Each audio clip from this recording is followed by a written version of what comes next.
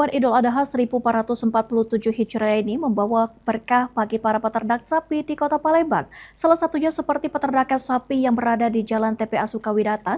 Pemilik peternakan mengaku penjualan sapi kurban tahun ini meningkat 20% dari tahun sebelumnya.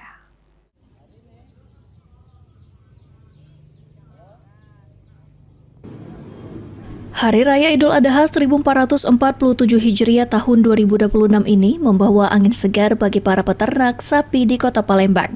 Salah satunya seperti peternakan sapi milik Sutejo yang berada di Jalan TPA Sukawidatan, Lorong Sidomulyo, Palembang.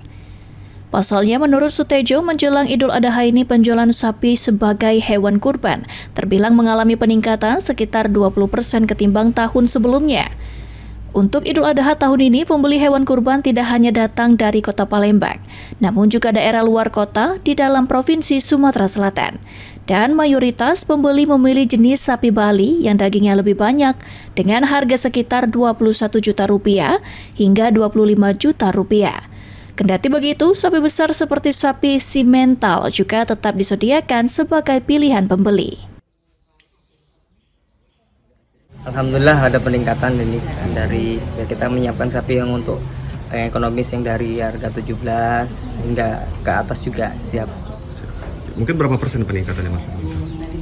Ya ada sekitar 20% lah. 20%. Mayoritas pembeli biasanya milih sapi jenis apa, Mas?